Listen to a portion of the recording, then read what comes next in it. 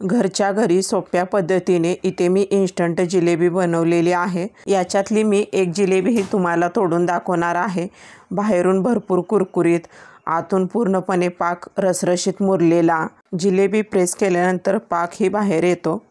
इतकी मस्त झालेली आहे। बऱ्याच महिलांना वाटतं जिलेबी बनवायचं सगळ्यात किचकट काम आहे, पण असं काही नाही।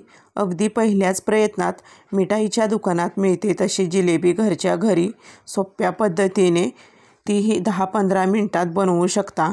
सगळ्यात स्वस्त कोणती मिठाई असेल तर तीही जिलेबीची असते। सर्व काही बारीक सारीक माहिती टिप्स तुम्हाला पुढे रेसिपीत पाहायलाच मिळतील। व्हिडिओ स्किप न करता संपूर्ण व्हिडिओ पहा। आणि येणारी रक्षाबंधन, गणेश चतुर्थी, 15 ऑगस्ट जिलेबी बनवून साजरा करा। चला तर मग जिलेबी कशी बनवायची पाहूया। नमस्कार, सुनीता किचन रेसिपी मराठी चॅनलमध्ये आपलं खूप खूप स्वागत आहे। सर्वप्रथम आपण पाहणार आहोत जिलेबीसाठी लागणारा पाक। तर एकीकडे मी गॅस चालू करून कढई ठेवून घेतलेली आहे। या कढईमध्ये टाकूया 1.5 कप साखर। तर 200 ग्रॅमच्या मेजरमेंट या कपाने मी 1.5 कप साखर टाकणार आहे।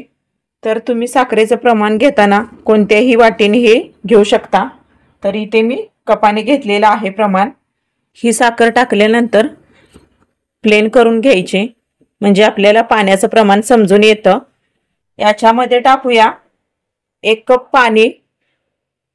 जर तुम्हाला कपाचं प्रमाण समजत नसेल तर साखर बुडेल इतकं पाणी टाकून घ्यायचं।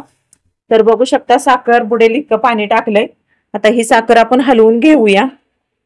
जोपर्यंत साखर विरघळत नाही तोपर्यंत हलवत राहायचं। इथे साखर पूर्ण विरघळलेली आहे।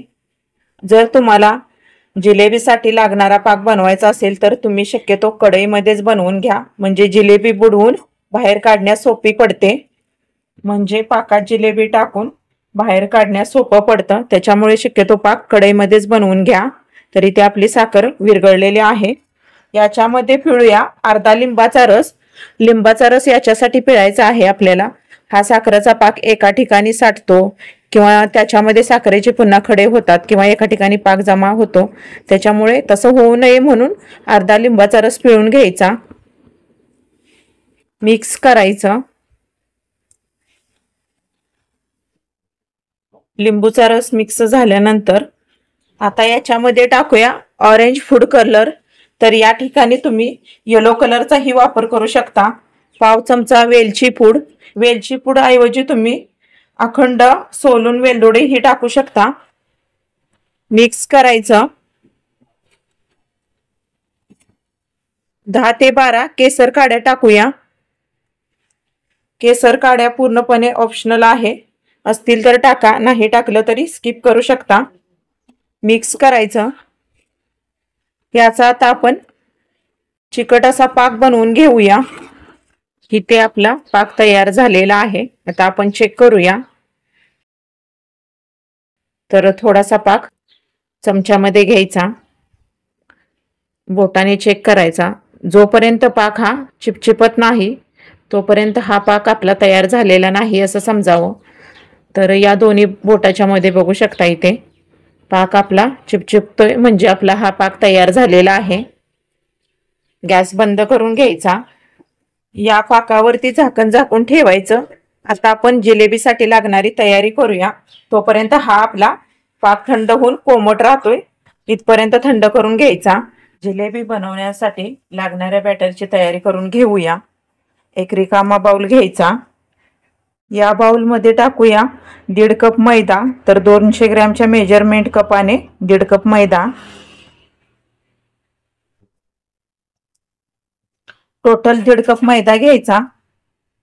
या मैद्यामध्ये टाकायचं 1 चमचा तूप मोहनसाठी। तूप नसेल तर तुम्ही तेलाचाही वापर करू शकता। तूप टाकल्यानंतर मैद्यामध्ये पूर्ण मिक्स करून घेऊया तूप। मैद्याला तुपाचं मोहन लावून झालेलं आहे। याच्यामध्ये टाकूया चिमूटभर मीठ। कोणताही गोडाचा पदार्थ असू द्या, चिमूटभर मीठ टाकून घ्यायचं, म्हणजे पदार्थ चवीला छान लागतो। जिलेबी बनवत असताना जिलेबीमध्ये दह्याचा वापर केला जातो। तर दही तुमच्याकडे नसेल तर तुम्ही अर्ध्या लिंबूचा रस याच्यामध्ये टाकून घ्यायचा। तर इथे मी अर्धा लिंबूचा रस घेतलेला आहे, तो टाकून घेऊया। जर तुमच्याकडे दही असेल तर अर्धी वाटी तुम्ही दही टाकून घेऊ शकता। आता हे सर्व हाताने मिक्स करून घ्यायचं। इथे छान मिक्स करून झालेलं आहे, बघू शकता। इथे मी 1 कप पाणी घेतलेलं आहे। जिलेबीचं बॅटर बनवत असताना लागेल तसं पाणी टाकून घ्यायचं। सुरुवातीला आपण 1 कप पाणी टाकणार आहे। मिक्स करूया, हाताने मिक्स करून घ्यायचं। हे बॅटर तयार करत असताना याच्यामध्ये गुठळ्या अजिबात राहू द्यायच्या नाहीत, पूर्ण फोडून घ्यायच्या। तर बघू शकता या पद्धतीने इथे आपलं बॅटर तयार झालंय। तर आपल्याला आणखी थोडंसं पाणी लागणार आहे। तर इथे बघू शकता पाव कप अजून मी पाणी घेतलेलं आहे। टोटल आपल्याला पाण्याचं प्रमाण किती लागतंय बघूयाच। मिक्स करूया। जेवढं बॅटर छान मिक्स कराल तितक्या जिलेबी खुसखुशीत होतात आणि चवीलाही छान लागतात। एकसारख्या दिशेने बॅटर व्यवस्थित मिक्स करून घ्यायचं। याच्यामध्ये गुठळ्या अजिबात राहिल्या नाही पाहिजेत। बघू शकता हे बॅटर पडताना एकसारखं असं पडलं पाहिजे। याची कन्सिस्टन्सी अगदी परफेक्ट झालेली आहे, बघू शकता। इथे हे बॅटर बनवेपर्यंत आपल्याला टोटल 1.25 कप इतकं पाणी लागलेलं आहे। आणखी थोडंसं मिक्स करूया। हातानेच मिक्स करून घ्यायचं म्हणजे हे बॅटर छान मिक्स होतंय।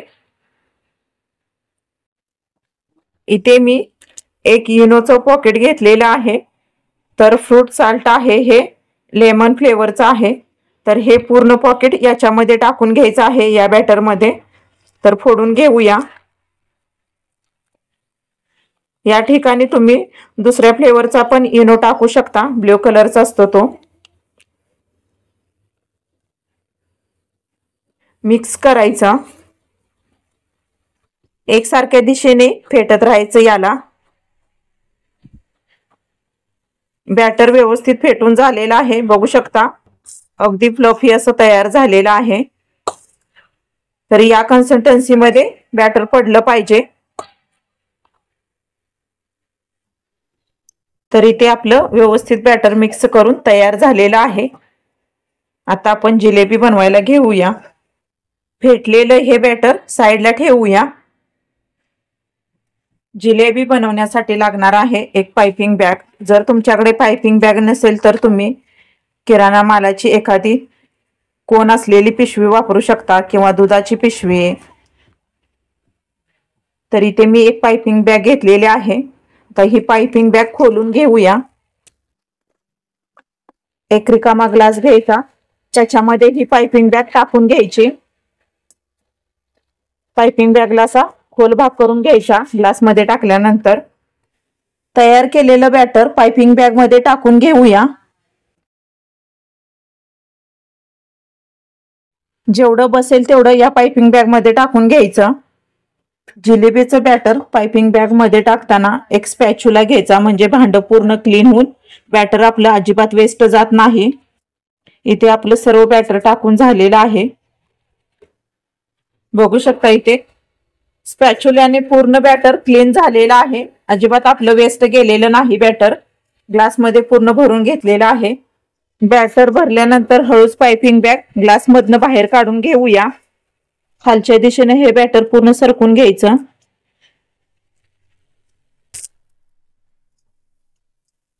बघू शकता इथे पाइपिंग बॅग पूर्ण भरल्यानंतर वरून पाइपिंग बॅग फोल्ड करून घ्यायची आणि याला एक रबर लावून घ्यायची।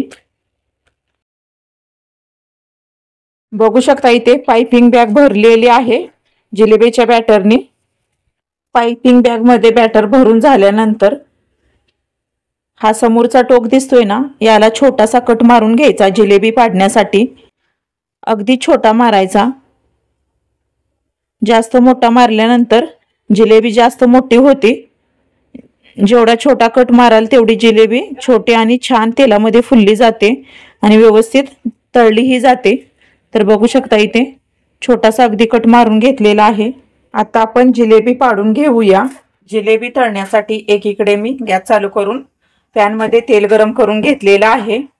तर जिलेबी तळण्यासाठी शक्यतो पसरट असलेला पॅन वापरायचा, खोलगट असलेला अजिबात पॅन वापरायचा नाही किंवा खोल अशा कढईचा अजिबात वापर करायचा नाही। तर कढईमध्ये तेल गरम करताना शक्यतो 1 ते 1.5 इंच तेल ओतून तेवढंच गरम करावं, जास्तीचं तेल अजिबात टाकायचं नाही, नाहीतरी जिलेबीचा आकार बदलतो।